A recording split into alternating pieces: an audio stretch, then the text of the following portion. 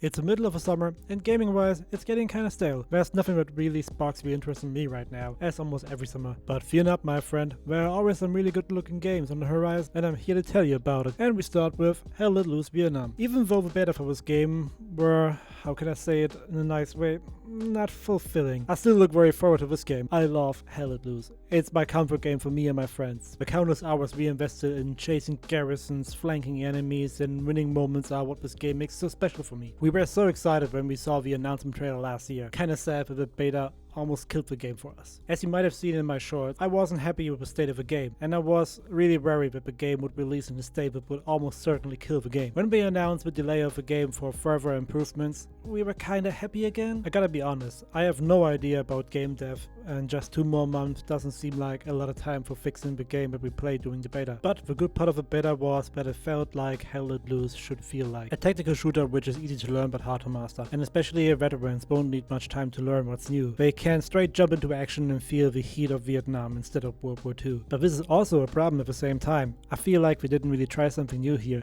The game kinda feels like a reskin of the original Hell Let Loose. I also would say that the weapons feel very similar to the weapons we had in the World War II game. But maybe it's just me. Maybe I'm too critical after the beta we had. We are going to do another beta in July for all platforms, and I'm really eager to play it. I just hope we see a stable game and maybe another map. I would love to see more maps, but then have the option to play the same map we had in the open beta to feel how much the changes actually helps with the performance of the game. In the performance update blog, they acknowledge that the performance in the beta was not quite to the standards they would like to have. They also mention on PC the optimization works completed so far, which makes it really helpful that the beta is gonna be amazing. So if they fix the performance and if they have stable servers at launch, I think we're gonna have a real nice late summer with this game. Another game which is supposed to release this summer is War Dogs, and I think it's gonna be the next big thing in the tactical shooter space. Back when I played a lot of Arma 3, there was one game mode where I thought this needs to be a standalone game, just like DayZ was for Arma 2. And this was King of the Hill mod that was made by Samatra, who is also involved in making the game of War Dogs. So what is War Dogs actually? From the Steam page, War Dogs is a tactical all-out warfare FPS where 100 players split across 3 teams fight over the control zone, set in the derelict industrial mountains of Eastern Europe on a destructible battlefield where teamwork pays and cash is king. In the last few words, cash is king is the important one. Every action in this game is rewarded with cash. From staying on the objective, killing players, reviving players, give ammo, fortify position, even troop transport to the fighting zone is rewarded with cash. The cash when you can spend on weapons, equipment, vehicles. Think about like Counter-Strike in a way, but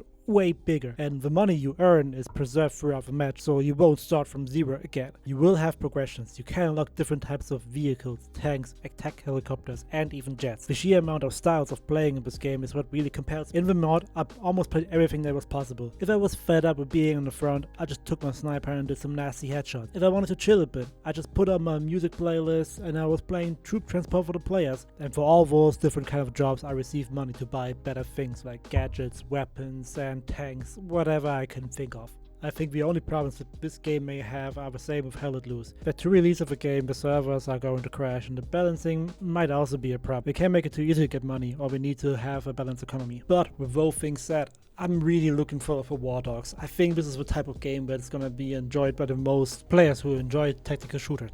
I really think this game could be the next big thing, like the next Battlefield, the next COD, or the next Battle Royale type of game. And for the last game of my list, many of you won't agree with me, but I have to mention it at least. And the game is Rave Ops. This is mainly because the open beta was also not the best advertisement for this game. And I know what you're going to say about this one. The demo was shit, the gunplay was awful, the map design was terrible, and yes, it was horrible all over. But I need a COD that is slower, that doesn't have a shitty fucking wall ride, double jumps, and 360 no-scopes. I don't want to have a Nicki Minaj or a Dave Chappelle in my supposedly real war game to be around. All I want is a good amount of weapons, a few game modes, and a fast time to kill. If I could make my own dream game, it would have the gunplay and the time to kill of Insurgency Sandstorm, and the game modes of a COD. And I hope Rave Ops can be that game. By now you can guess what Rave Ops is. Rave Ops aims to be a slower Call of Duty where you don't need to grind for hours for for a certain weapon, where it's just a simple and pure infantry action. In the game you can choose of 3 different classes. You get the specialist, who is designed for a close combat with a jammer. You got the assault for a short and mid-range that can deploy a shield. And you got the heavy with an LMG or DMRs who can deploy drones. And that is basically all I want. I'm so glad that they delayed the game to later sometime this year. It's just a small indie team, but I'm confident that they can make the game that they want to play. The best part of this game is that there is no pay to win or any aggressive player monetization, unlike Battlefield or Call of Duty, where you get the